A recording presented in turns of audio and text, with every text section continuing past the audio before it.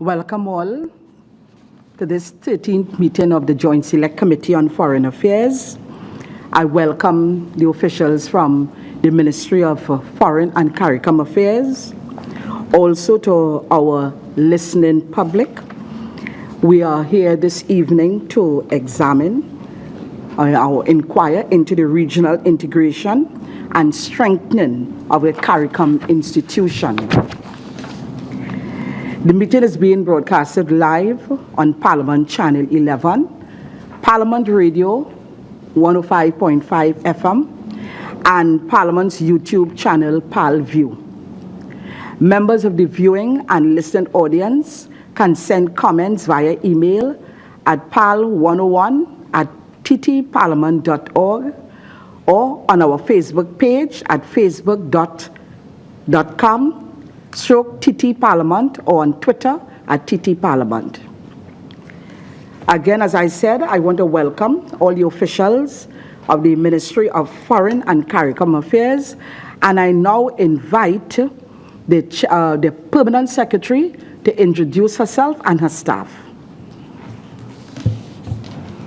Good afternoon, Chair. Jennifer Daniel, Acting Permanent Secretary, Ministry of Foreign and Caricom Affairs, and with me, my competent and able assistants, the Director of the Caricom and CCAD, Caricom and Caribbean Affairs Division, Jennifer Marchand, and the Deputy Director of the Division, Jenny Thompson. Thank you. Welcome. As I'm the Chairman, Marlene McDonald, I introduce my members from my right. Paula Gopi School, member. Roger Samuel, member. Rodney Charles, member. Avinash Singh, member. Melissa Ramkisoon, member. Thank you very much. Let me just start by informing you and the viewing public that in your position paper, which you presented to us via the Secretariat, that you spoke about the strategic plan, the Caricom Strategic Plan 2015 to 2019. And you have listed 8 objectives of the plan or inquiry. 1, to investigate Caricom's efforts to encourage regional integration. 2, to assess whether regional integration can feasibly occur with a particular focus on any successes thus far and any challenges. 3, to assess Trinidad and Tobago's stance on regional integration. 4, to understand the current policies that facilitate regional integration. 5, to examine the efficiency and capacity of Caricom. 6, to determine Caricom's plans and strategies for strengthening its organs and the institution as a whole. 7, to determine the challenges, successes, and opportunities of Caricom. And 8, to determine the extent to which Caricom has implemented any recommendations and the successes of such recommendations, if any. These are the objectives which your ministry has laid out, and this would have emanated from your strategic plan 2015 to 2019. I now invite you, Mrs. Jennifer Daniel, Permanent Secretary, to give some opening remarks, please. Thank you, Madam Chair. First off, I would indicate that the headings highlighted by you were in response to the questions provided to us by the committee and not the items in the draft strategic plan of Caricom. So those are the responses in keeping with the headings provided by the JSC. I would want to add for the members of the committee's benefit that we were unable to go through. Under those 8 areas, there were substantial sub-questions, and we were not able to respond to all of them. Some of them were interlinked, so we found ourselves having to, that we would have covered the response in an earlier question. And in some cases, as you would no doubt understand, given that the scrutiny is being put on the Caricom institution, which is a regional institution, that there are some bits of information that we are not in possession of, and as such we could not provide. So I need to share that very early. Similarly, there were some questions that treated with responses of member states, and clearly in those instances we cannot speak to that either. Notwithstanding those concerns that we would have had and the challenges that we would have had to some extent in treating with the requests from the committee, we have prepared and the responses that we've provided to you. And I would want to add that on behalf of the ministry, we emphatically reaffirm the unequivocal support of the Republic of Trinidad and Tobago for the institution of Caricom. And in that regard, I take the opportunity to recall the Honorable Prime Minister in his inaugural speech given to Caricom heads at the 37th regular session of the Conference of Heads of Government in July 2016. Among other things, he said, the focus given to Caricom had also precipitated the change in nomenclature of the line ministry with responsibility for foreign policy from the Ministry of Foreign Affairs to the Ministry of Foreign and Caricom Affairs. And we feel very strongly that that shows the commitment to Caricom, the ongoing commitment to Caricom. And in that regard, we are, notwithstanding the concerns that we shared, we are pleased to be here and available to share to the extent. Thank you. Thank you, Madam PS. My first question, though, and I want to read something here, and out of that, we ask the question. This strategic plan, is your strategic plan 2015-2019 at your ministry right now? The strategic plan, the strategic plan referred to here is the strategic plan of Caricom, the Caricom organization. This is the reference here. The focus was on regional integration and Caricom, and we provided the context of Caricom's strategic plan 2015 to 2019. Okay, thank you. I'm glad you cleared that up. But tell me, have you all been working with this plan, in the implementation of this plan from where you sit at the ministry? Largely, the plan would be for the Secretariat of Caricom to implement, but of course there would be implementation points for member states to execute and to put in place. And to that extent, we, along with the rest of the community, would be implementing. Is there anything at all in that strategic plan 2015-2019, which you said belongs to the Caricom Secretariat? Is there anything at all that Trinidad and Tobago you can tell us that has happened, that Trinidad and Tobago has implemented, that is noteworthy?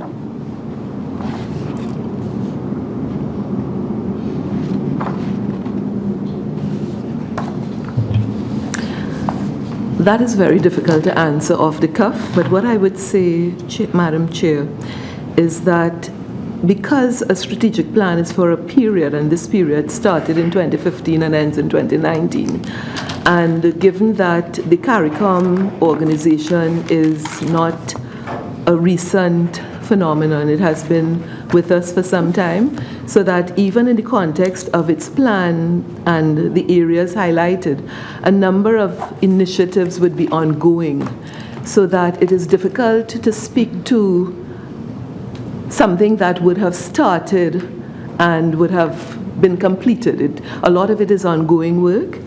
Of course, I would take some time, as I indicated, and to respond very specifically to your question of implementation at this point, because it's, 2 years into the plan. And particularly since you're speaking to implementation by Trinidad and Tobago specifically, that would take some further consideration, Madam Chair. I hear you, Madam PS. But what is my concern now is what, as a ministry, what are we doing to further, so to speak, the strengthening or the encouraging of regional integration? This topic has been, and this issue has been around for quite some time. This committee, the last time we met, we looked at all the different points of Caribbean integration. We looked at CARIFTA, we looked at Caricom, we looked at CSME, and various approaches to bringing the Caribbean together.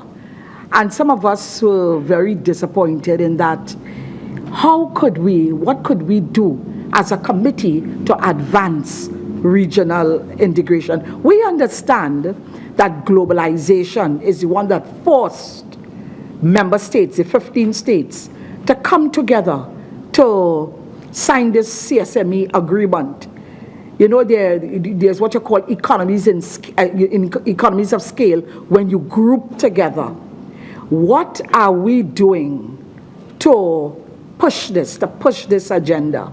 Yes, I have read the vision statement of Caricom, and it's quite, it says it aims at fostering regional integration through transforming and advancing the work of the community. The strategic plan is based on a vision of Caricom that is integrated, inclusive, and resilient, driven by knowledge, excellence, innovation, and productivity. A community where every citizen is secured and has the opportunity to realize his or her potential with guaranteed human rights and social justice, and contributes to and shares in its economic, social, and cultural prosperity. A community which can be a united force in the global arena. Lovely words. This is the vision of Caricom. How have we been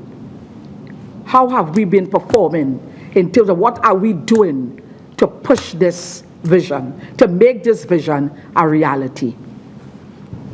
The director will address the question, Madam Chair, but I would want to add that a forum like this, given that it is being aired, provides an opportunity as well to broadcast and to share, particularly in the context of the CSME.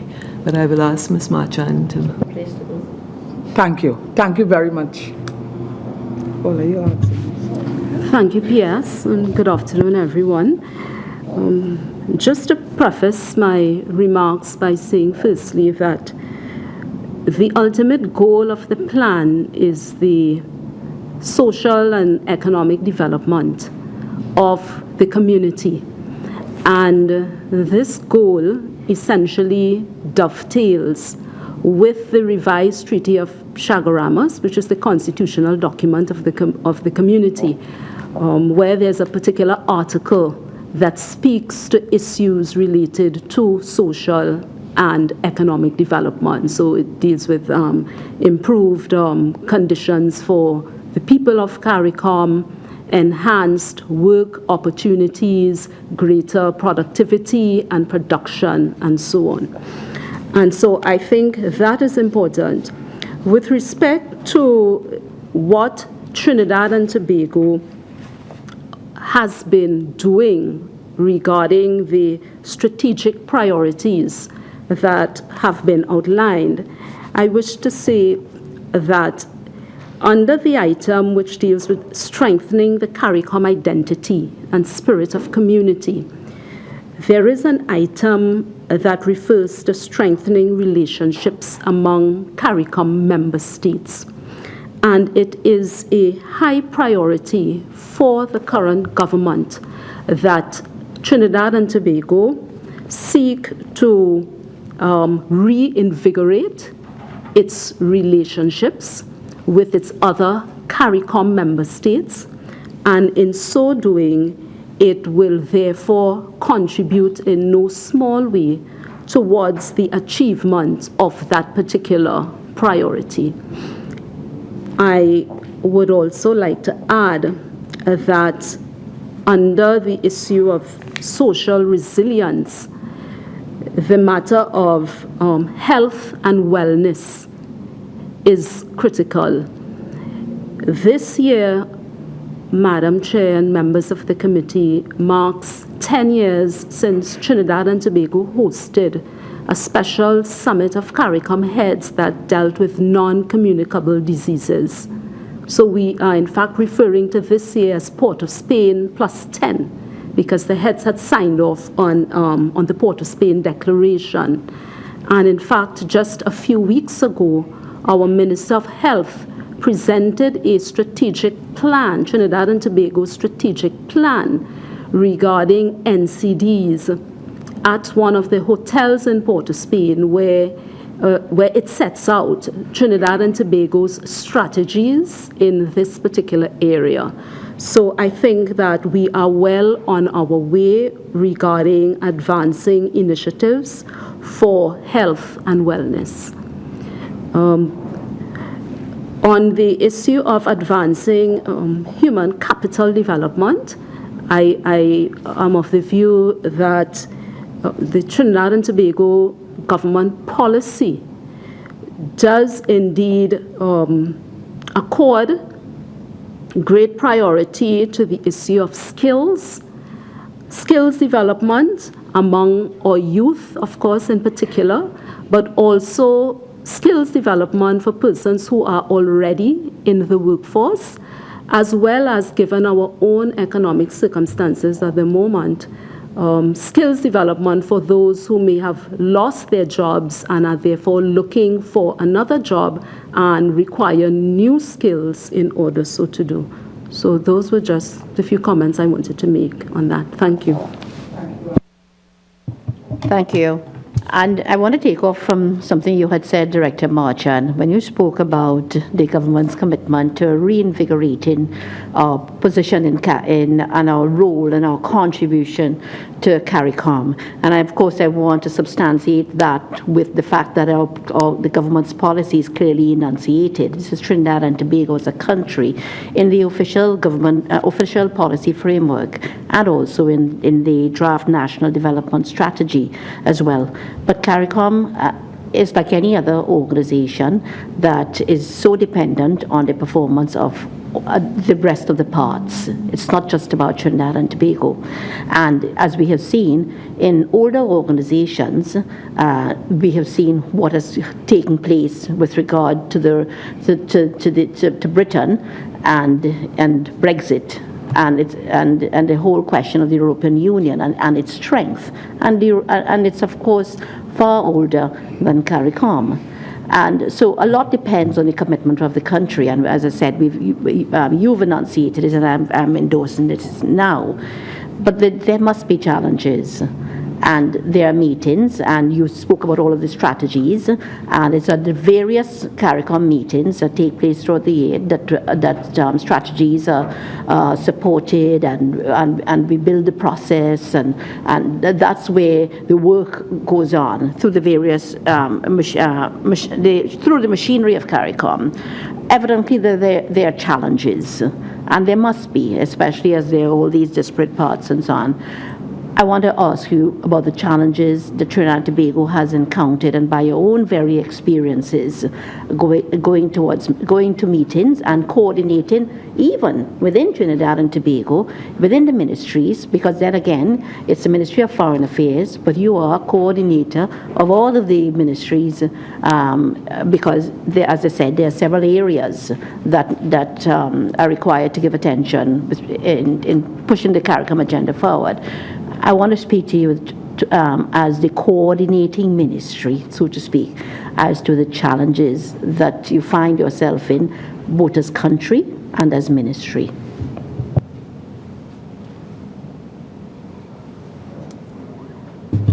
Okay. Thank you for the question. From the point of view of the ministry, with responsibility for oversight of Caribbean community affairs within the context of the government, there are certain challenges, yes.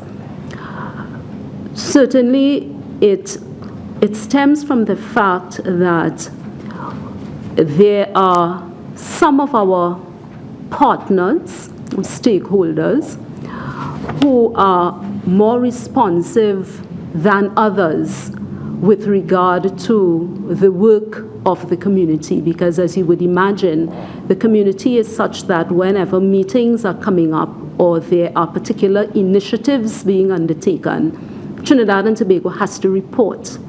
We have to report by specific deadlines. And so we have to depend on other ministries, other entities to provide information to us so that we report on time. And so the issue of getting information, details in a timely manner can be challenging. On the issue of preparing to participate in meetings is particularly important because we see ourselves within Caricom as a leader, and clearly there are some strengths which we have as a country in terms of our economy based on our own natural endowments. Over the years, we have also been particularly active in Caricom, and so we have a position where we can be seen as the leader. However, I think it is important for us to always bear in mind that leadership is something which we must exercise.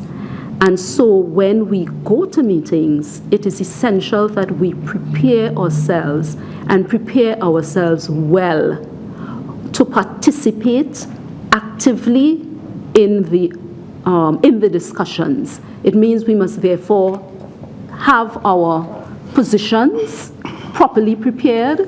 We must be prepared to defend our positions when we get there as well. Now, of course, that means, as you said, coordinating a lot of work across diverse ministries when it comes to attending meetings. So I would say that from the point of view of the ministry, and of course from the point of view of the country, if we do that sort of work, that preparatory work, to the best extent possible, then I think it makes us better prepared to defend our interests when we arrive at the meetings, and we would also be in a better position to persuade others around to our points of view, because of course when you have a discussion, a decision will have to be taken, and we will have to be able to persuade others around to what our positions are. Thank you. Thank you. There was just one follow-up. We spoke about coordinating positions from the ministry and articulating positions as a country. What about from the public perspective? Is the public sufficiently aware? Is there sufficient communication from the Ministry of Foreign Affairs about CARICOM, where we are, how, because it's a spirit, eh? The integration movement is a spirit, and the Ministry of Foreign Affairs must be the vanguard of this spirit in our country. I'm asking the question, are you interfacing enough? Are we consulting enough? Are we communicating, giving information, and so on to the public?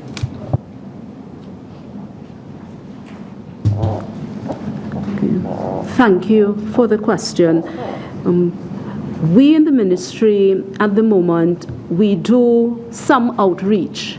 Our outreach with specific reference to the CSME, our outreach efforts are focused on tertiary institutions because there is a lot of interest in the persons who study at those institutions with respect to the CSME and the possibilities that lie within the CSME for them. And so a lot of our outreach efforts are focused there. I would say that, like anything else, there is room for improvement. There is room for improvement. I should also add that the ministry has also tended to participate actively whenever there are Public Service Week observances. And usually when the division, as part of the ministry presentation, is present, we do get a lot of expressions of interest on the part of the public. But of course, the public, as you said, may not be entirely fully aware of all of the details and all of the, all of the information that they generally should have or should know about Caricom. There are quite a lot of misperceptions out there, so perhaps the ministry can do more in that area with respect to public awareness, and advocacy and so on about Caricom. I know I want to pass you to the chairman, but I want to tell you, I just feel a little bit more excited because I'm a regionalist at heart. But this spirit of regionalism is what I should exude from the Ministry of Foreign Affairs and Communication. A little bit more than outreach. Just a comment I'm making. It's a spirit. And if we are to go anywhere, you have to take us there. But I pass you on to the chairman. Thank you, Mrs. Schoon. Ms. Marchand, reading the document, I'm of the firm view, and I've been reading about this integration movement since I was a child, and that was a long time ago. And we still have not gotten it right. Could you tell me, has any consideration been given to the economic circumstances of, let's say, the smaller countries that make up Caricom? Because part of the problem, when I read, is that the bigger countries, we're all sovereign in our own rights. The bigger countries may not want to share. I don't know what is the circumstance. But there seems to be some sort of problem. There's 15 of us. There seems to be some sort of problem. And the smaller countries are not getting their play in this whole thing. What do you think? What are we doing? And I'll tell you why I asked that question. I asked that question because in 2008, a Caricom Development Fund was set up in July of 2008. And it was operationalized by November, I believe, of 2008. And that particular fund, the objective of it was to assist the smaller states in terms of to provide technical and financial assistance. Could you tell this committee today how successful this has been?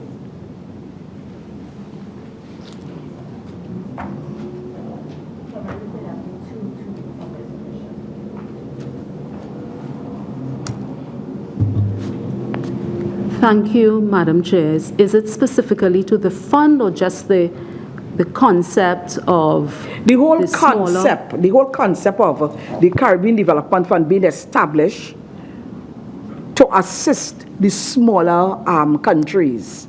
You see, we seem to have a problem. We always talk about challenges. There are so many challenges to Caribbean integration, challenges. But we understand some of the challenges about what are we doing. This was one of the mechanisms that came in to operation in 2008. And I suspect would be member countries donating funds to the CDF and whatnot. What has been going on there? If you could enlighten us. Okay. Thank you. Thank you, Madam Chair, again. Just to indicate that when you mentioned the issue of, those who are smaller and perhaps weaker to a certain extent financially, and those who feel left out. I think that these kinds of perceptions and the kinds of challenges also exist in other similar regional integration organizations. And that is those countries that are seen as those with larger economies and more financially secure are seen, are sometimes misperceived as perhaps not as caring about those that are less endowed. I wish to say, though, Madam Chair, that for Trinidad and Tobago, that has not been the case. I think from the start of our involvement in regional integration, even going back to the early 1960s, we have seen where the heads of government of Trinidad and Tobago, or the prime ministers, continually expressed the need for special consideration to be accorded to the lesser developed countries in the region. That has tended to be an important part of our policy because we cannot have others look at regional integration as a system where there are winners and losers. We have to see it as a tide that is going to lift all boats. And so we all have a stake in it. And so that is why when, for example, they were even looking at CARIFTA, and Dr. Williams had appointed the late Mr. Kamaluddin Mohammed as the minister responsible for West Indian affairs, he was very much interested in ensuring that CARIFTA involved all of the then Commonwealth Caribbean states, because even in the face of the failure of the Federation, he recognized that economic integration is important for the region going forward. It is the only way where, I believe he said, it is all of our strength is going to lie in our union. And so that has continued to be an important aspect of our policy. With respect to the Caricom Development Fund, that is, as you had mentioned, it was a fund which essentially relates to the, what are called diagrammers, the disadvantaged countries. And so the purpose of the fund was essentially to provide support, financial and technical support through what are called country assistance programs to those countries with respect to addressing any negative impact that may have been occasioned upon them as a result of the functioning of the CSME. So the fund is there, it is operational, and it continues to do its work. And would you say it's successful to date? I would say that it has been successful, and I believe the fund is looking at its work in various cycles. Of course, Rome wasn't built in a day, and so the work is being done, and there are incremental improvements along the way. Sure. Mr. Charles. Thank you, Madam Chair. Just a follow-up to the comments that, and accurate comments by Ms. Marchand, that even in regional organizations like the EU, there are perceptions of winners and losers. And the larger economies are seen as the main beneficiaries. In terms of Caricom, has the ministry, or is the ministry in a position to tell us what is the economic cost and benefits of Caricom. And I speak to the Caribbean Development Bank. I know we put monies there. The funding of the Secretariat, I would imagine we are a major provider of funds. The Petroleum Fund, I know we assist in UE and in CARFA and other institutions. If only to allay the fears of people in Trinidad who feel that this thing is a waste of time.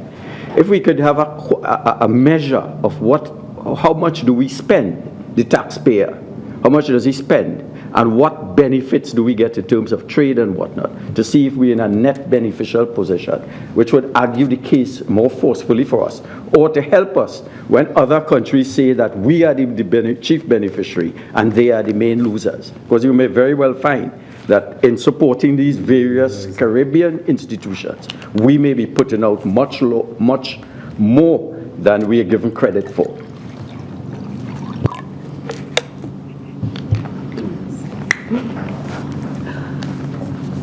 Madam Chair, we do not have a dollar and cents answer to the question. There is no comprehensive, because what is being spoken of would have to, by its very nature, be comprehensive, encompassing regional institutions, various ministries and departments, so that the answer would be no. But I think the question, particularly at the end, brings me to the point I wanted to share at the end of the last discourse, and that is that when we speak of the advantages of one country over another, one country may see a lot of products from a particular country on their shelves. Another country may see workers from various or other member state countries in their territory, so that it is, as Ms. Marchand indicated, give and take. There are areas where there would be benefits, and there are benefits for the large countries as well as for the small countries, all told. But no, that sort of very challenging to do, I would add, sort of analysis we don't have. But what is clear is that if we have to account for the benefits, we would have to touch on all of the institutions, and that in itself would be challenging. Sure, thanks. Ms. Ramkisoon. Thank you, Madam Chair. I'm happy to learn that the Caricom Development Fund, the CDF, has been successful. Is there a policy or a measure in place to measure, how do you measure success in the Ministry of Foreign Affairs?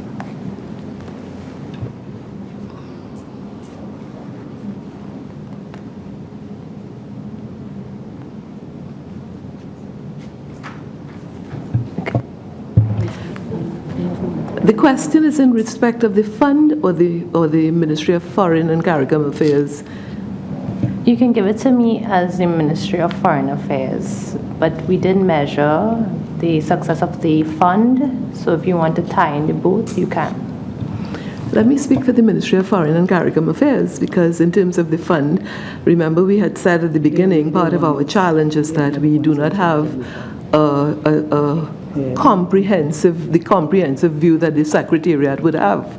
But certainly in the ministry, like all other ministries, there would be strategic objectives that are set, and there are processes along the way. A strat plan is part of it, but there are annual plans, and there are measures and determinants as to whether objectives have been arrived at or not.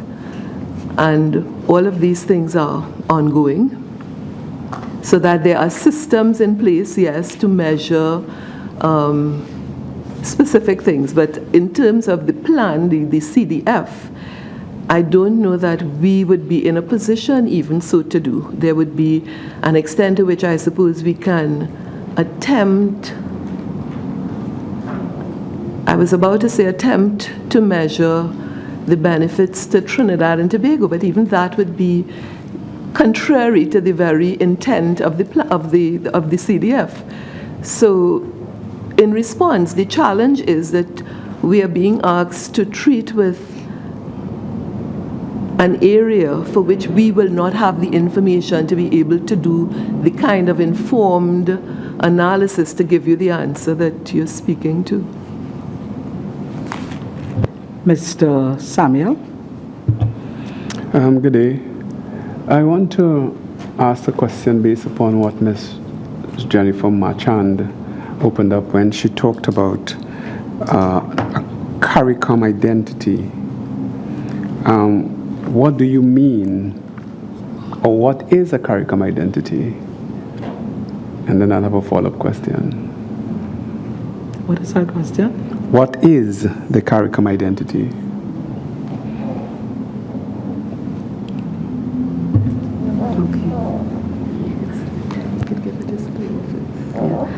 Okay.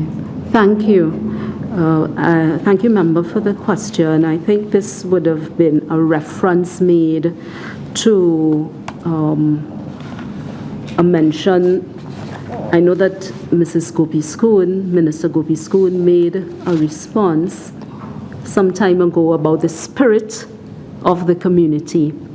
And there is a section in the strategic plan that mentions Caribbean identity and the spirit of the community as an important aspect which they believe needs to be strengthened.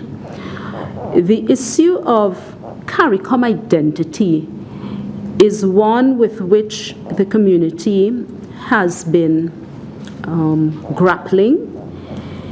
What has been mentioned is that the issue of what some call the Caribbean civilization is a concept which they believe should be taken on board by the community. And going to Minister Gopi-Skoon's statement about spirit, you know, if you speak about identity, you're essentially speaking about two faces of something. You have the visible aspect of it and the invisible aspect of it. What will be visible about an identity? You would look at things like institutions and monuments. The invisible aspect of it will deal with your beliefs, your dreams, your desires, right? That's invisible. And so we who are a part of this region, we share certain commonalities. We had, you know, the issue of colonialism, the plantation society, which brought certain groups of persons here to this region, not just to Trinidad and Tobago, but to this region as a whole. We have been working towards forging integrated societies out of that historical experience in this region. We belong here. This is where we belong. So yes, we had the colonialism and the plantation society. That is a part of our past. We who are here in the present, we also have to look forward. And so all of that is a part of our identity, which as the people who live in this community, we have to really seek to promote a greater sense of belongingness among the various people in the region. And I think that is essentially what is meant in the strategic plan about strengthening the Caribbean identity and spirit of community. Thank you. Thank you. So what you are saying is that it is something that we look forward to, and that it is not something that exists, that is very clear across the region. And I'm saying that because there was a young law student from Jamaica, Mark Ramsey, who in his quest to look at forging a new Caribbean identity, went back to one of the understudies and undersecretaries to the Secretary of State, to the British Secretary of State, who at that time looked at the colonies and then began to declare that it is necessary that the colonies secure machinery for greater unity and cooperation 100 years ago. And he was saying that if you don't do that, then you would not find yourself having the impact that is necessary. And the young man says, unless we adopt a new regional identity and engage in a passionate and concerted drive towards growth and development, our lack of identity will continue to hold us back. So do we really have an identity, or is there a lack of identity? Well, you know, before you all answer, I think that's a... Please, I think it's very difficult, all right? I think it's very difficult to answer that question. It's a very broad. And I think that if we look at the vision statement as articulated here in this document, what this has done is to give you a sort of overall view of what they see in the Caribbean integration movement, as to whether, you know, a person, you could look at the whole Caribbean and say what is it you want to find out, whether it's there's a what is it, a Caricom identity. You understand? We are all in this together. Hold on, allow me. All right, we are all in this together, and I think that we might be getting into you know, a sphere of, you know, talking about trying to articulate a position that I think that might be beyond us. In all our movements from the 60s coming up, we have been trying as a region. We have been trying we try with Carifta and whatnot coming up. We have been trying for this particular identity. We have identified with each other, but there are challenges. And we are here today to look to see whether, with the ministry, with this committee, we could advance the integration movement. So my question here is, I would like to pose this question. We know there are challenges. We have dealt with the identity problem, how many years and years and years. Tell us, tell this group, what are your main challenges you all see in this Caribbean integration movement? What is stopping us? List 3 for us, and let us see if we can deal with it. I will start, but I will not attempt to list 3. I would say, first of all, that in terms of the Caribbean identity, it is not something that is futuristic. I think it is here. The reality is to the extent. The other bit is that, yes, it's with us, and we have regional institutions. It would be almost unjust to ask the Caricom Secretariat or to focus on Caricom. We have regional institutions. We have cricket. We have the University of the West Indies. And my starting point, We are LIAT. Yeah, well, yes, Caribbean Airlines. Now, the reality, and as shared before, it is the challenge that faces every regional institution. And it is the fact that you're bringing together individual sovereign states that have their own interests and areas of focus, and you're bringing that into a context where you have the objectives of the whole. And that, I think, is a starting point that can be challenging. And even as I spoke of UE as an institution, and forgive me, I'm probably speaking from the point of view of Jennifer Daniel more than the ministry, and I think it's because the question leads us that way. The University of the West Indies as an institution that brought persons together because individual states have been doing their individual university type arrangements.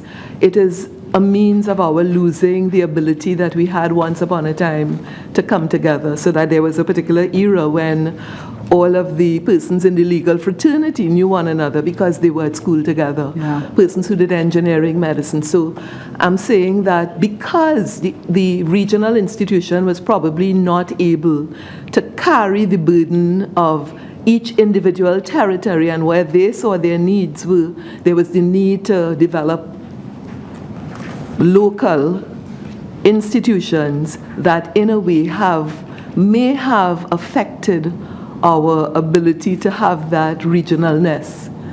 So my first point, if you ask for 3, it would be the demands or the needs of the individual state vis-a-vis the demands and the needs of the whole. That big challenge, and that is major, and in fact that probably overrides almost everything. Having said that, and I am here taking up the charge and the challenge issued by Minister Gopi Skoon, there is a passion in regionalness, and in fact, if I can share with you our response to the questions we got, we kept saying, but these questions are treating integration as a futuristic thing. And we had a problem with that, quite frankly, because we kept saying, it is treating it as though it is something to be achieved, it is something way off, and we are saying that it is with us. We are seeing, that is how we feel, that is how, this is an honest sharing, this is what we went through coming up with responses, that it is with us. As you are saying, Chair, there is the need for improvement. Yeah. But it is not as though it is a goal out there that we are not attaining. We have attained. We need to do more. Oh, sorry. Ms. Kojo. Thank you very much, Madam Chair. I've been trying to get here for the entire afternoon. I have a couple concerns, and I'm glad that the permanent secretary would have raised the matter of institutions. Now, in these trying economic times where across the region we're all facing financial challenges, wouldn't it be a more appropriate time for us to come together as it relates to the operation of institutions? I'll give you, for example, you'll go to Belgium or to Switzerland, and we'll have the different countries have their own offices. Yes, we all have a identity, even down to the OECS have started separating themselves on that level. Wouldn't it be better for us to come together and have a Caricom secretariat or something of that sort in some of these overseas destinations? I want to speak to a couple other matters now that I have the mic. One, Caricom and the Treaty of Chagaramas. Sometimes I like to call a toothless dog, because we are building this whole sense of regionalism on an old charter, an old treaty that I think needs revision. And I want to know what's your opinion on that, because there really are no penalties or no real penalties for stepping out or for breaking rules of these arrangements. And I think that has a role to play, a negative impact on our regionalism. If we have, for instance, in the treaty an obligation to trade with each other or to conduct a certain type of business together, and then when you jump out of that, there's no real penalty, then that must have some kind of impact on our integration. Maybe you can tell me better. Now, student exchange programs. The University of the West Indies plays a critical role in promoting that relationship or that sense of Caribbeanness. And the European Union, when it was the countries of the European Union use student exchange programs to help to build interpersonal relationships between the different countries. And I see Southeast Asia now doing the same thing with the ASEAN, regional platform that they have. So other than UE, or I wouldn't call UE a program, do we have any student exchange programs within the region, or any programs to foster exchange and building that kind of relationship? My other point, I saw when I was a little young, I don't remember the year, when we had the 2020 cricket competition, people island hopping, and it was so easy to move throughout the Caribbean region. We would have made different arrangements as it relates to immigration to allow that free flow of movement throughout the Caribbean. We would have even adjusted our immigration cards when you enter each country to accommodate 2020 cricket. So you saw cricket and sports brought the Caribbean together. And soon after 2020 cricket ended, we rolled back to our old way of doing things. Why is it so difficult to adopt that 2020 cricket arrangement on a more long-term or even permanent way? Another item is, my final, I should say, tourism being a major economic driver for most of the countries in the region, and now playing a more profound role or front and center stage. We're working on developing tourism in Trinidad and Tobago to take in a more central role. How do you see yourselves, or the different overseas missions under the Ministry of Caricom and Foreign Affairs, how could we build a stronger relationship? How do you see yourself being as that first point of contact out there at the different overseas missions in promoting tourism for Trinidad and Tobago? So those are about 5 matters, if you could assist me. Thank you. And I know you're going to be brief, Madam P.S. Thank you, I will be. So in terms of the first one, the challenges, the financial challenges, I would repeat what people are saying a lot now: don't waste a good recession, and there would be the need to come together. The example you raised, though, challenges. If we look at the concept of, let's say, a number of countries sharing an embassy or having one fixed place, we have competing products, or we are competing because we have the same product. So to use your last example, tourism, you're basically saying, come together, and unless what we would be selling is island hopping, that you don't come to one place, you come to a number of, there is the challenge of countries, of competition. So that is a challenge. I would say it is not that it's not being discussed. I know at least in one of our missions, a very far away one, that is being discussed at this time. The embassies out there are actually engaged in discussion. Of course, we wait to see the fruit of it, if it would arrive at something tangible.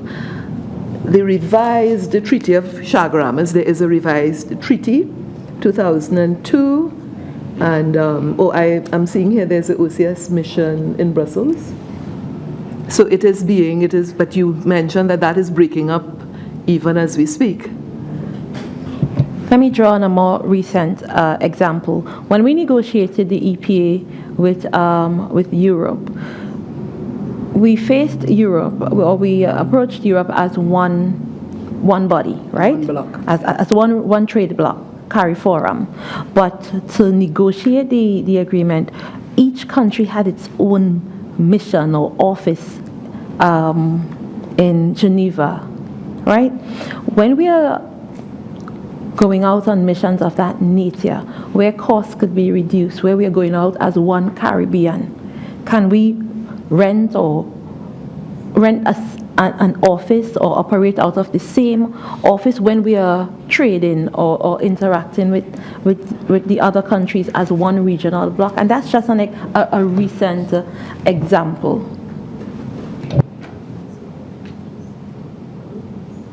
Now, let me place on the record too, it's difficult to ask you to account for everybody, because as the old people say, one hand can't clap, or as we say, it takes two to tango. Trinidad and Tobago could only do its part, and everybody else has to join in also. So I understand the challenge that you may face. Okay.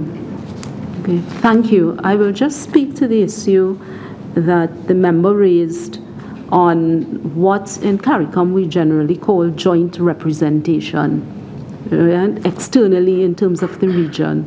Now, there are a couple different modalities in which that can occur, so that the member states may decide that they would all share the same building, but they are separate offices in one building, and so that rent costs will be shared among all of the occupiers, which will make it cheaper per member state rather than each member state have their separate premises. So that is one option that may be pursued in certain capitals. There is another option which the Permanent Secretary was referring to, where, for example, a decision may be made just to have one Caricom mission in a particular country that will represent the collective. In that case, as she was saying, if the staff are likely to come from different countries. So you may have an ambassador from one particular member state, other members of staff, maybe 2 or 3 from different member states as well. And to the extent that those persons also actively market a member state that is not their own, will remain an issue for some persons.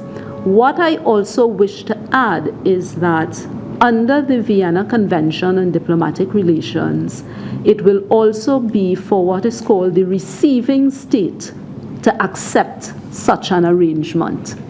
That this particular mission or person will essentially be representing countries of which that person is not a citizen. And so I just wanted to point out that there are essentially different options when we look at the issue of joint representation. But it has been tried in the past in the region. It has met with some success, and there are essentially fallen off. Thank you.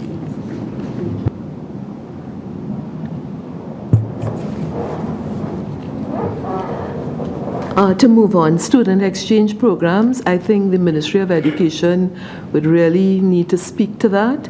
Having been there, though, for some time, I would hasten to add that an often overlooked, powerful regional integration entity is the CXC.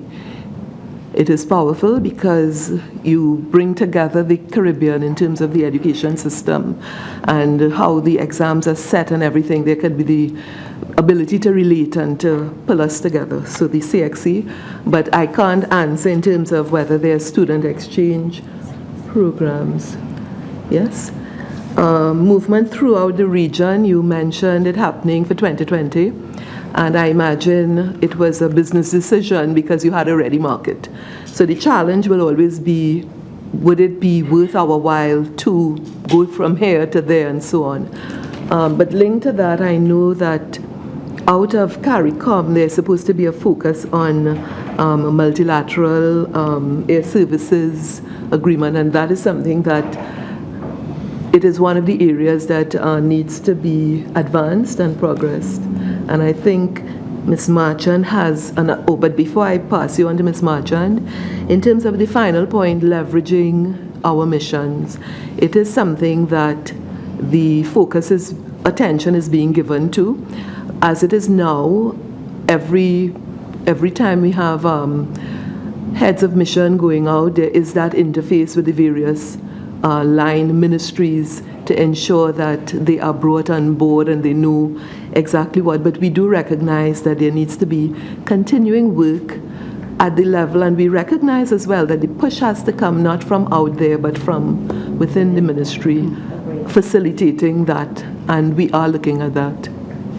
Great, thank you. P.S., I just want to ask a follow-up question because I still am not clear in my mind. You see, I came here this evening for answers, with respect to what is taking so long. Why can't we just, break this bogey. These are the challenges. Let us face it, as a country, as a region. This issue about free movement. I know quite a bit of work has been done in various Caricom countries with respect to free movement, but you're still getting a sense that it isn't as free as we think it is. Is that one of the challenges we are facing in the Caribbean? So it may have some connection to what Mr. Samuel think about this Caribbean identity, that people are not feeling as if they are one because there isn't this freedom of movement within the Caribbean. What are the challenges you see as the ministry with respect to this freedom of movement?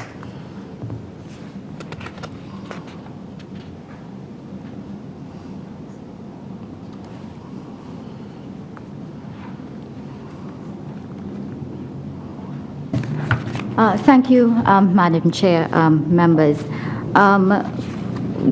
First, to begin, if we are looking at challenges, we identify that a lot of problems, generally speaking, Yes. Account back to what the Permanent Secretary would have mentioned earlier in terms of the fact that as you have 15 independent sovereign states, trying to get harmonization of policies, of legislation, can be quite trying and difficult exercise. Grappling with that is some of what we are facing now. In terms of the various categories, you do have issues in terms of the freedom of movement, the freedom of capital, and other aspects which takes some time for member states to be able to be responsive towards. If we look at, for example, the freedom of movement regime, there is a lack of an overarching regional guide to frame and form a standardized basis for the implementation of the regime. That is one of the aspects that we even here ourselves have been looking at trying to address this whole issue of standardization. We have found that when we look at some of the freedom of movement of persons, the reality is that you do find, when we are looking at the CSME, instances where fraud is prevalent. Ma'am, when you say fraud is prevalent, what do you mean? Persons are presenting, for example, fraudulent skill certificates when they are seeking to apply, when making their applications for skill certificates. You are seeing persons who do not have the requisite qualifications or experiences and are trying to circumvent that by trying to obtain certain certificates by other means which are not legal. Fake papers, Yes. like Mr. Trump's fake news, fake papers. And you also have instances where persons with degrees from institutions that are not accredited obtain skills from other member states, etc. There are certain sensitivities as well that we must take into consideration when we are looking at these issues and challenges. And that, from our perspective, is what we are trying to grapple with. Trinidad and Tobago is currently in the process of amending its Immigration Caribbean Community Skills Nationals Act, and it will seek to try to deal with some of the issues, including the categories to which reference might have been made earlier. Thank you, Ms. Thompson. Ms. Thompson, so what you're saying in a nutshell is that part of the challenge that we face is that in this freedom of movement, as you said, there's an element of fraud where people are actually falsifying their documents to enter different Caricom countries. Is that it? I should say that it exists. It exists. It exists.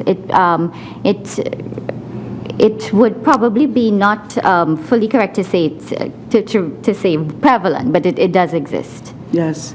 And we too in Trinidad and Tobago, we have discovered anything, like that in our jurisdiction where people are trying to get into Trinidad and Tobago? Yes, that's what we're saying. It has been noted.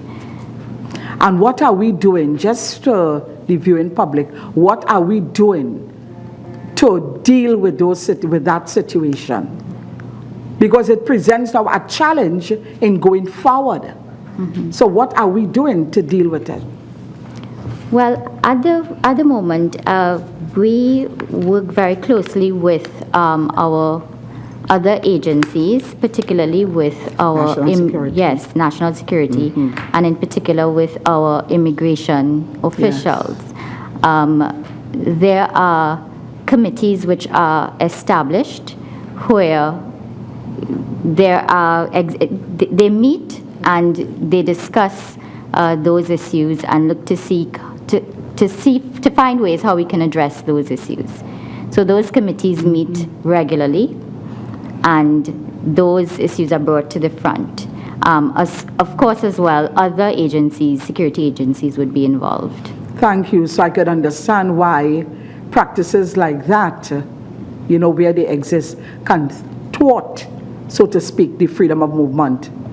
Yes? Mr. Charles. Thank you, Madam Chair. Forgive me for being a pessimist, right? 1958, I flew a flag. I was in San Fernando Government School, and we went to Skinner Park, and it was the Federation flag. And they were told Lord Hayes and Lady Hayes, and we were talking integration. I spent my whole life, 50 years since that, 60 years, and we got to talk the ups and downs about Caricom. I would like to know, for example, what is the vision of the Ministry of Foreign Affairs with respect to this Caricom enterprise? What are we, if all the false certificates and whatnot were to be resolved, what does Trinidad and Tobago see as integration entity? And I say that, for example, because I think we have to be honest and face the facts. For example, we talk about freedom of movement. It's Trinidad and Tobago, and I'm asking, in our vision, are we prepared if all the documents are correct? And if all the skills people in the Caricom are prepared to come to Trinidad, are we prepared to receive them, assuming all these things are put in place? So I'm trying to find out whether it's just an incremental we talk, or whether there is an ideal that at some point in time, all of us will be there'll be free movement. We will share we could have a stock exchange where we could invest in each other's enterprises, etc., etc. So I'm speaking to the vision. Where are we now? Where do we want to go? And how could all of us be incorporated in this exercise of passion to bring into being this entity that we envisage?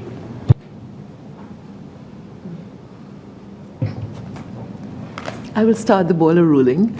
My two supporters will help.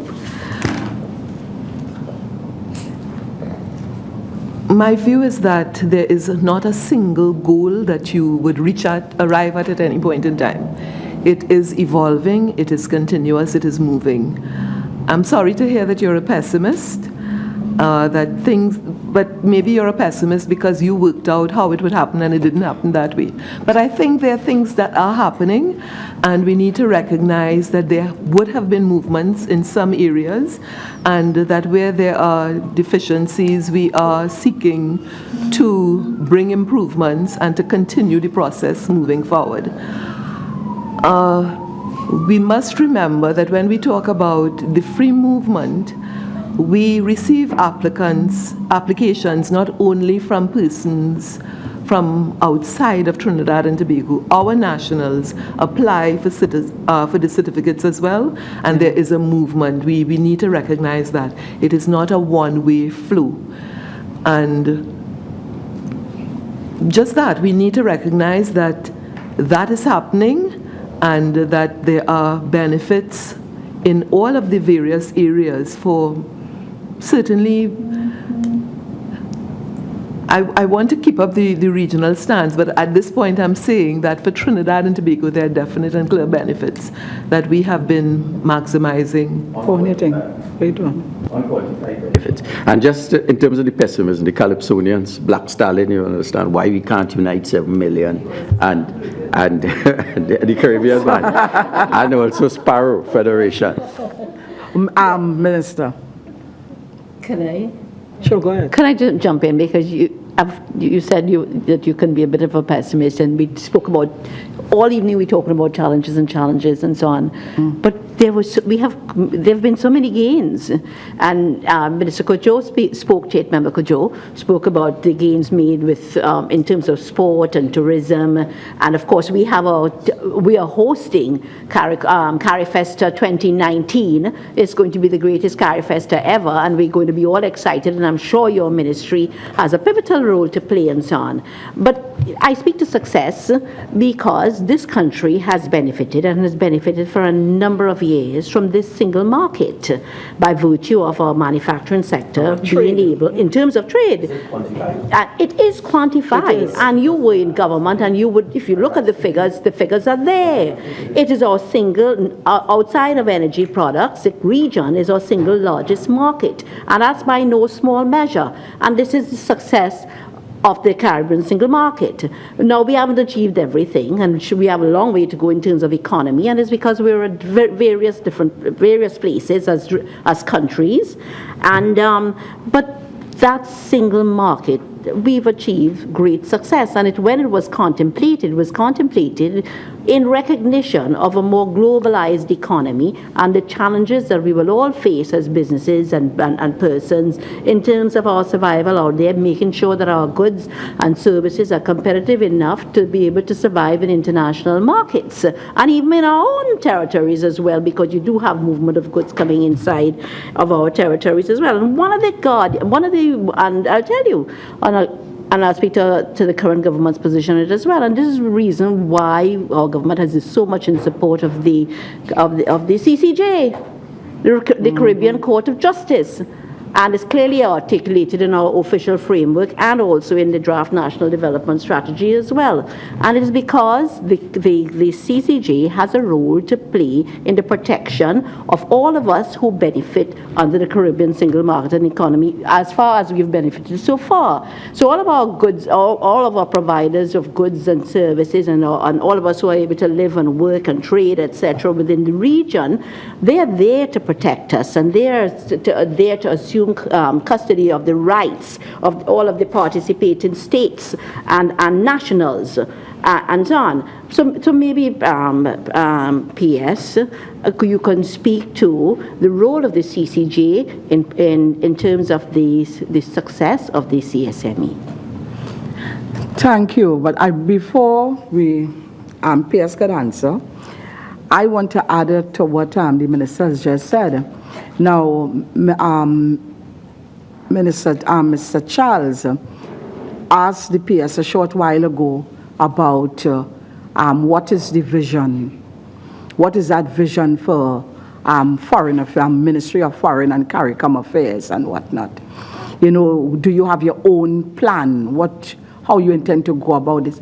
And my take on this, and PS, correct me if I'm wrong, I do not know whether the ministry or any ministry would have a separate plan on their own. You must operate within a national development plan, the country.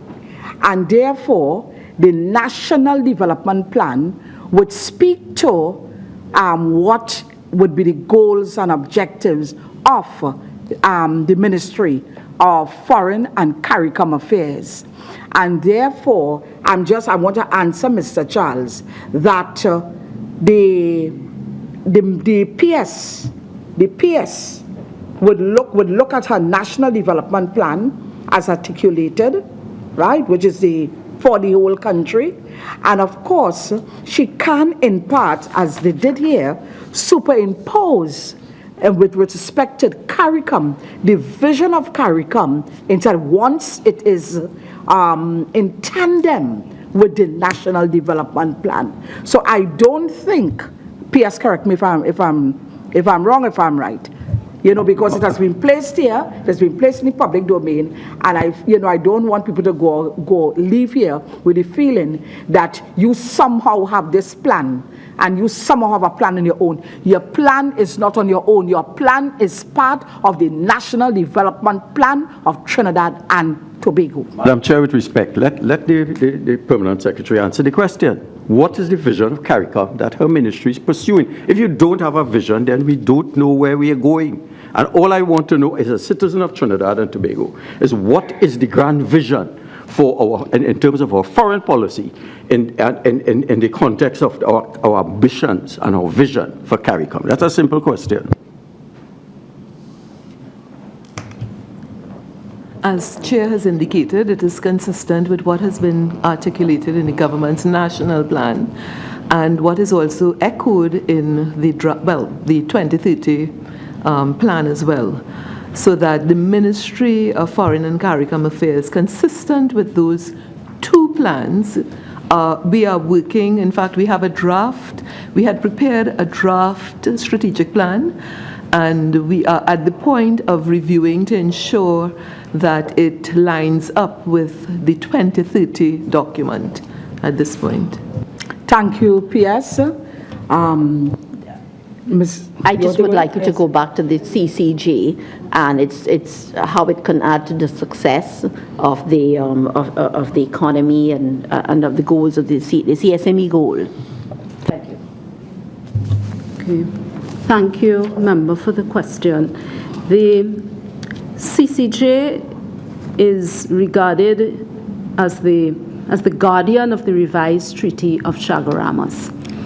It has, in that particular jurisdiction, which is called the original jurisdiction, it is responsible for addressing wherever there are viewed to be negative effects. Somebody thinks they have been negatively impacted by the operations of the CSME, and they regard that as being contrary in the revised treaty.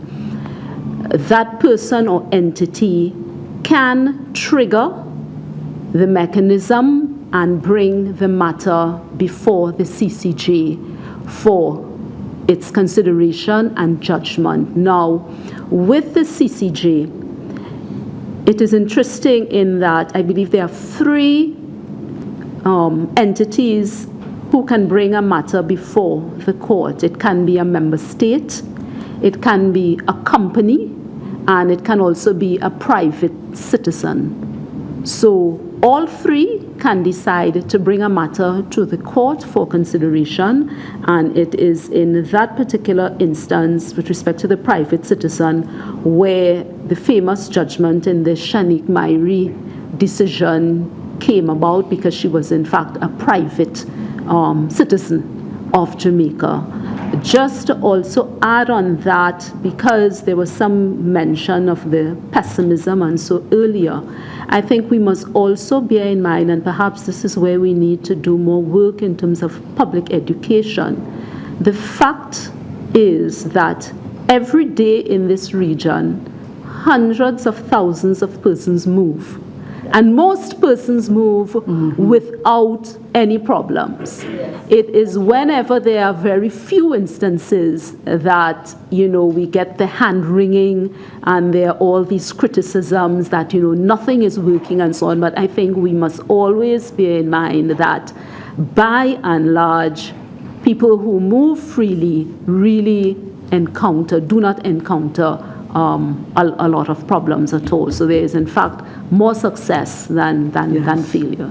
Thank you. Thank you, Ms. Marchand. So, Ms. Marchand, would you say that overall, that the establishment of the CCJ will ensure the integrity as well as, the integrity and the confidence of the CSME today in the Caribbean?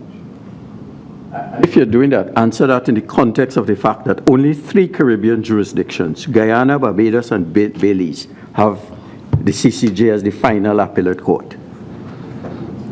And I'm reading from a report here in the Privy Council in the 21st century. The Commonwealth. Yeah. Thank you. Dated January 2nd, 2017. It's not up to date. Okay, thank you. Just to say that that the CCJ has 2 jurisdictions. The original jurisdiction deals with adjudication on matters relevant to the CSME. Right. And on that matter, those member states that participate within the CSME, those who have ratified the revised treaty, the original jurisdiction pertains to them. What the member is referring to, is making reference to there, is the appellate jurisdiction of the court, where the court is the final court of appeal for that particular jurisdiction. I also wish to mention, though, that Dominica has joined as one of those states where the CCJ is now the final court of appeal. But what Minister Gopi Skoon had referred to is the original jurisdiction. And they have issued judgments. As it stands, the CCJ. So, As it stands, the CCJ determines cases with respect to the CSME. That's what you're saying. yes, member, that is what I'm saying. And so Trinidad and Tobago, it can issue judgments in respect of Trinidad and Tobago on matters pertaining to the CSME. So therefore, as it stands, there's the CCJ in its current configuration handles all the problems with respect to the CSME. And therefore, the question does not arise in terms of... Thank you, Mr. Charles. Thank you, Mr. Charles. We added them on this because, and Ms. Machan, you have clarified it, and the appellate side of it, we'll leave it for another debate. Ms. Ramkisoon. Thank you, Madam Chair. Unfortunately, we had drifted from this topic. However, I would still like to ask the Permanent Secretary if she can share with this committee how many certificates or fraudulent certificates have been received by the ministry to date, if you have that information. We don't have a figure for you.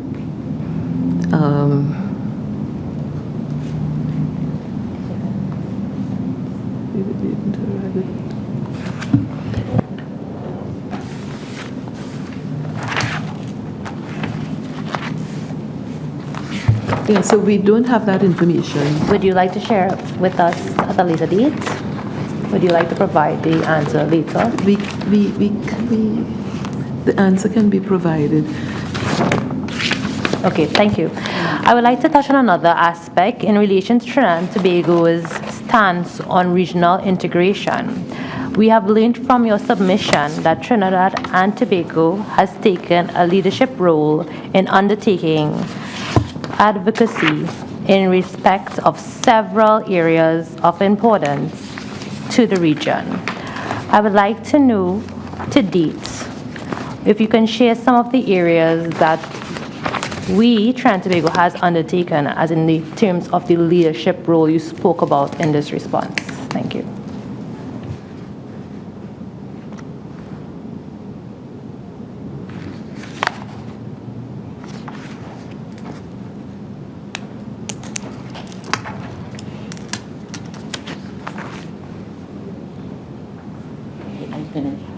Yeah, just want to go on. When Melissa says, make sure you have anything else to ask? Yeah, sure. Okay. Thank you, Member. If I could just briefly state at least 3 of them. We are looking right now at correspondent banking and de-risking, as well as regional security issues, and the whole idea of the Caribbean being unfairly labeled as tax havens For example, those are three that I can speak to.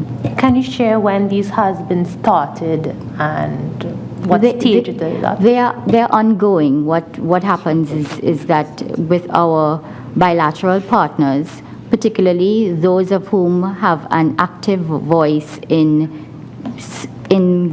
multilateral fora at a high level, we bilaterally will make those kinds of advocacy efforts and ask for them to lobby on our behalf, ask for them to look at Trinidad and Tobago as well as the region's position, which would be in tandem.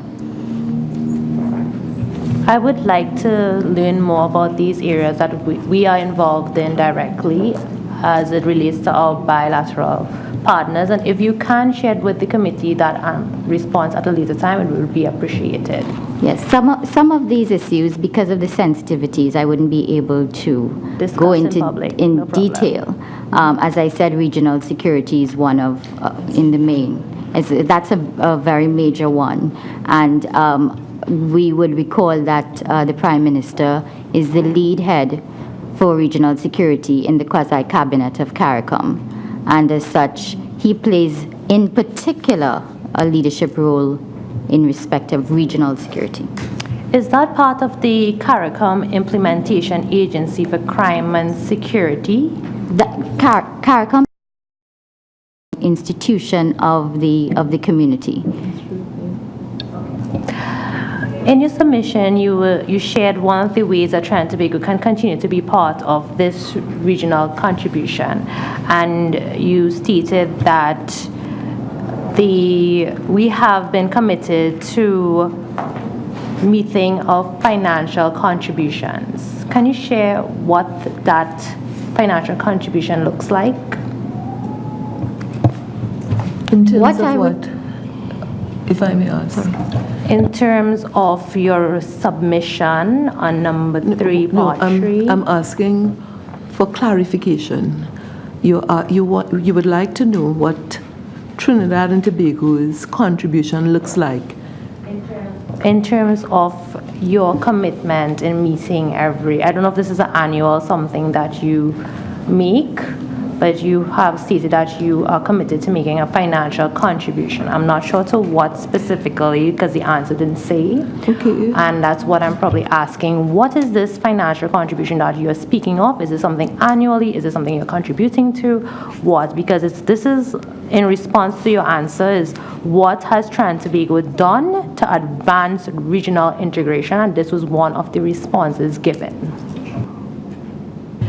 It simply speaks to our contribution. All of the member states are contributing territories and pay towards the life and the sustenance and the upkeep of Caricom, as well as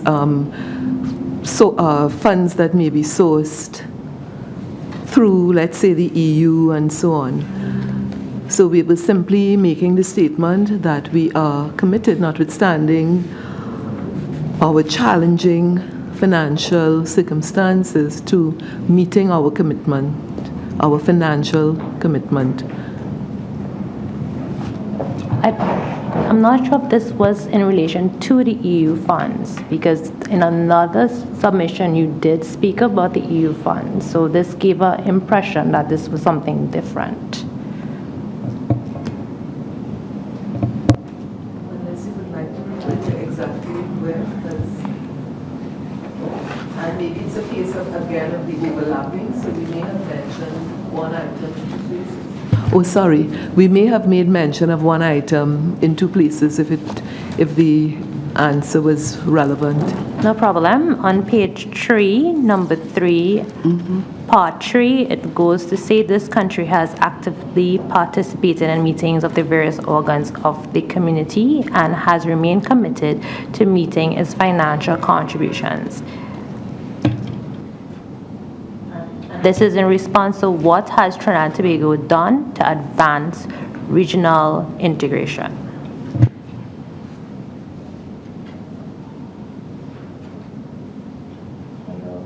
Chair, if I could just add some light into that point. I think what Senator Ramkisoon is probably referring to is probably the contribution as a government in terms of Caricom contribution as outlined in the budget documents annually, probably that figure. But that figure is available on the budget documents, if that seeks to clarify. Because I don't know if that is what you were alluding to. Contribution we were referring to, yes. All right, and I get the impression as they have different little units in Caricom, and we all, for example, like the CDF, I'm sure the CDF would be inside of it too, as an organ of Caricom, not so? As part of your financial contributions? If we are saying this country has actively participated in meetings, we are saying how do we assess Trinidad and Tobago's stance on regional integration? I think part of it is, not so? Our contribution may be utilized in different ways by the organization, so that I don't recall that the CDF, there's a separate line item. I'm not certain. I really can't speak to that. All right. But I was just trying to help the senator. Okay, Mr. Charles, Mr. Samuel, any questions? Minister? Ms. Abinash? Chair, through you, in the past I've only heard about instances where, and this is just going back to the point of free movement in the Caribbean, where persons try to enter a country with documentation that are falsified. My question is really, is this information made available to Caricom, to the Caricom Secretariat, so that measures could be put in place to strengthen, the whole point about members, whether it be Trinidad and Tobago citizens going to abroad or Caricom members coming to Trinidad? Is any of this information collated and reported to the Caricom Secretariat? It is we act on the basis of occurrences. In the event that the Secretariat requests information on a particular matter, it would be provided, but ordinarily the information is not in the way you are asking fed back to the Secretariat. Rather, we focus on the action that we would need to take and the measures we would need to put in place. I just out clarification, I ask it in the backdrop of a lot of public allegations where persons are not allowed in the country, and I feel this information supplied to the committee today, that there are matters where evidence is supplied of falsified documents. I think that would shed some light in terms of the perception that persons are barred from coming into the country that make up Caricom. So I just thought it was necessary to make that point, that there's sufficient evidence, as said by your deputy personnel, so that the public perception out there is that Trinidad and Tobago don't just act vai to just bar persons. We have sufficient ground, and I just wanted to make that point. Thank you. Can I just say that I think we are probably combining two issues. The reference here was to persons applying for certification, and what you're speaking about would more pertain to persons entering the country. But I think the overriding message we want to leave is that relative to the persons who gain free access and of whom we don't hear, that the instances when there are problems, that they are relatively few compared, so that we don't want to signal or to send a message that the main issue is that there are very few instances compared to persons who are debarred, of persons being debarred as compared to persons gaining free access. Madam Chair, before you wrap up, I do have one final question. In relation to the strategic plan for the Caricom 2015 to 2019, I know you had mentioned earlier that you were able to implement the NCD that was started in 2007. I want to know, from that report, are you aware if any of the recommendations from that report has been or have been implemented, and what is the outcome basically?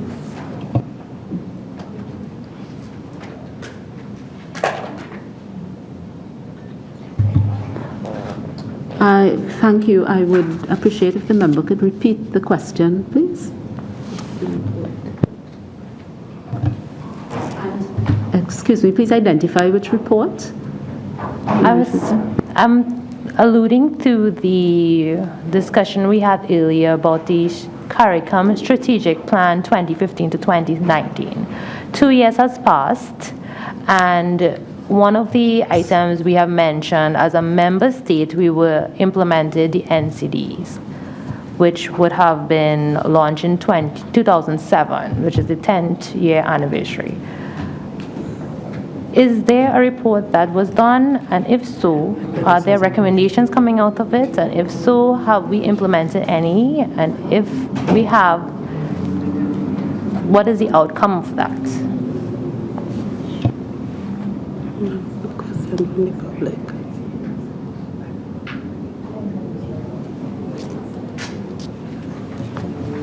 Yeah. Thank you. Okay. Thank you for repeating the question.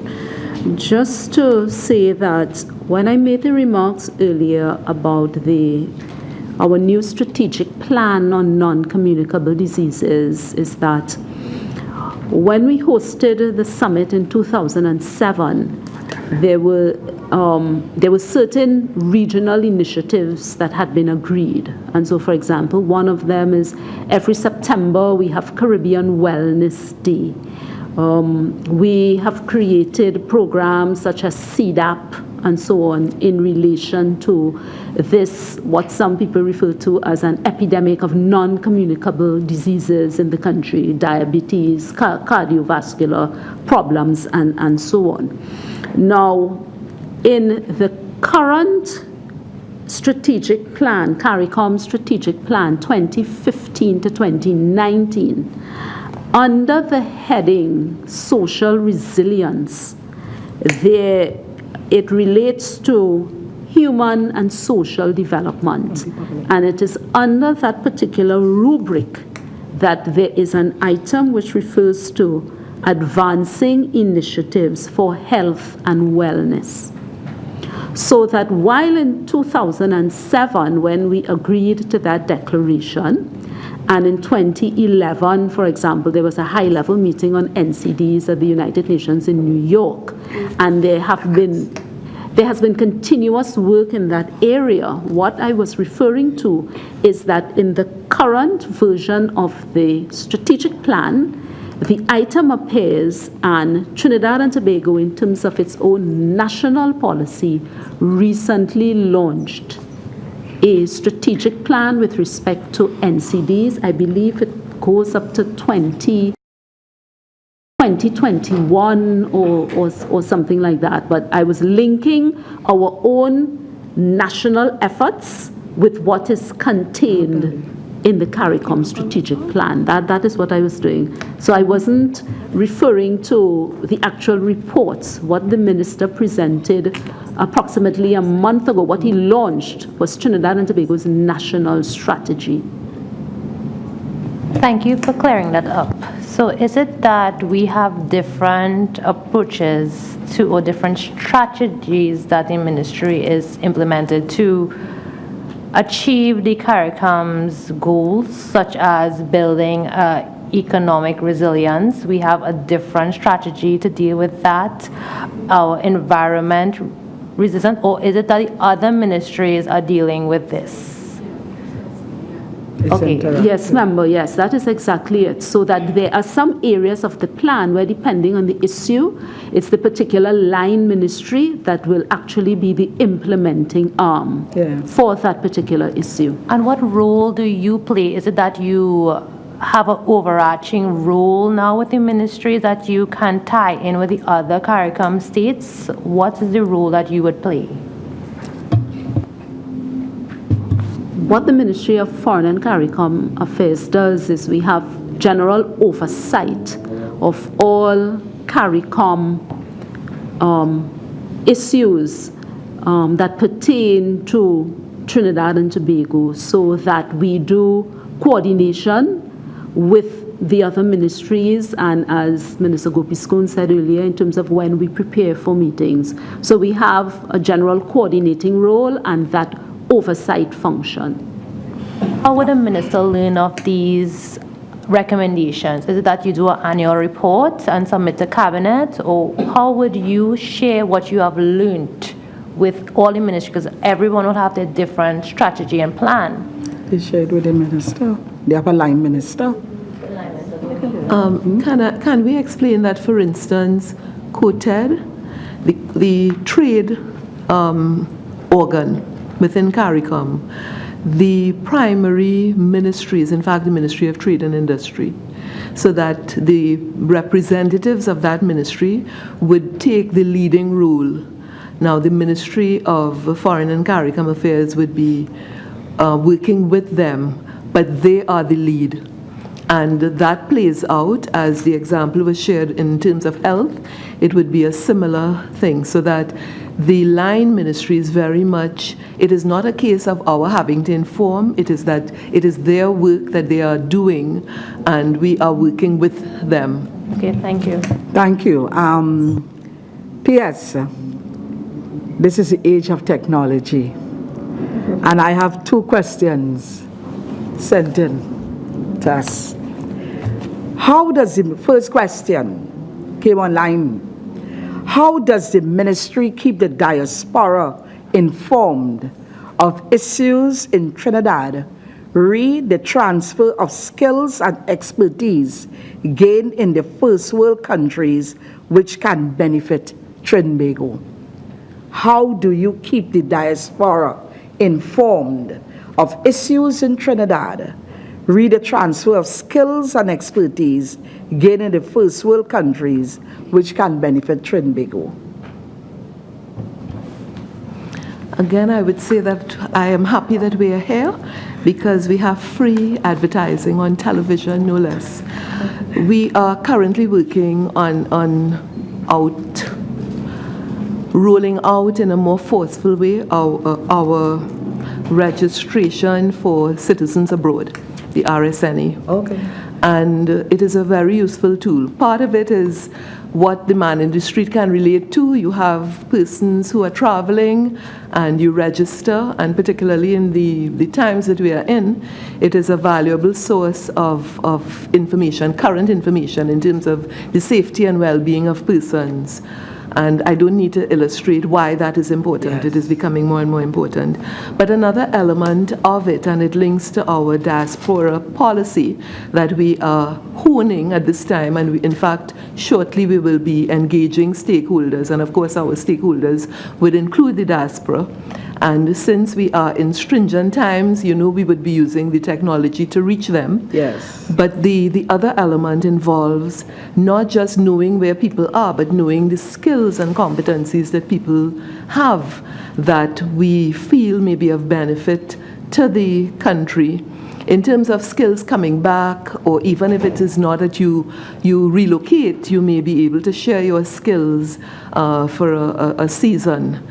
And we need to know that and to tap into it. Of course, there's also the link between particular kinds of skills and possibly industry. So this RSNA, and I promise you will be seeing more of it in the next 3 months, because we plan to have outreach even to, you will be seeing it. We trust that it will be seen, because we recognize that there is the need, first of all, to have our locals who are traveling abroad to register, but there's also the need to engage and to have persons living abroad to register as well, and to register not in terms of just that we are here, but this is what we do and this is what we can bring to you.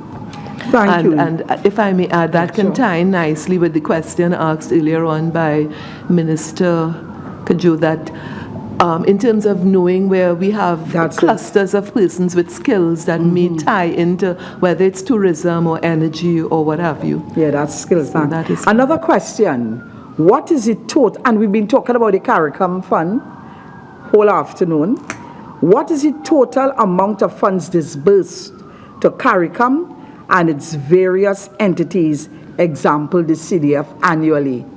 Well, I know you won't have that information, right? But certainly you can keep it in mind because it's online here. What is his, over the last 3 years, how much has been disbursed to Caricom, and of course that same CDF, that Caricom Development Fund, remember that was established in November of 2008. So what has been our contribution to date? That's what the questions sent in. And the last question, the public wants to know, please ask how soon they will be sending out Consul General to all the consulate who don't have a Consular General. Well, I don't know if you're in a position to answer this at this point. So I can answer in terms of the needs of our diaspora, and I can assure citizens that their needs are being met, that we have staff on the ground, and the work is ongoing. The issue of consul generals is not with us, but I can assure you, and I can assure the public, and the work goes that on. the work goes on. Thank you very much, PS. Yes, and I want to say to Madam PS, to Ms. Jennifer Marchand, Ms. Jenny Thompson, I thank you. I have been enlightened, this afternoon, and I really feel quite good. But I want you to have the closing remarks. And in the closing remarks, I want to find out where are we going next? What is the way forward now for Caribbean integration? Madam PS.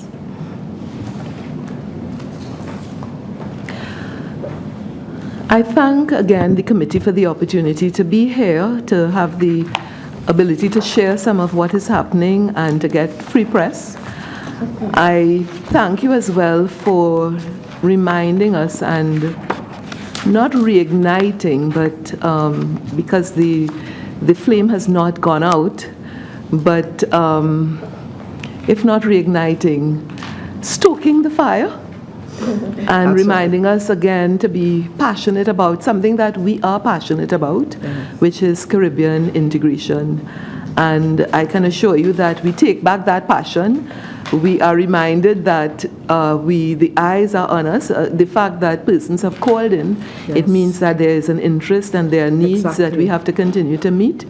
And that is the main thing I will convey, so that in terms of the way forward for the integration movement, it is continuing, it is evolving.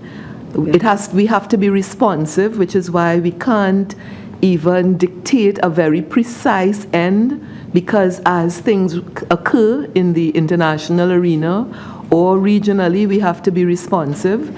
And I think that is the main thing I can leave you with, that notwithstanding whatever comes our way, that our commitment to regional integration continues. Thank you. Thank you very much. And the members of the media, observers in the public gallery, to our viewing and listening audience, thank you very much for joining us. Until next time, this meeting now stands adjourned. Thank you. Thank you.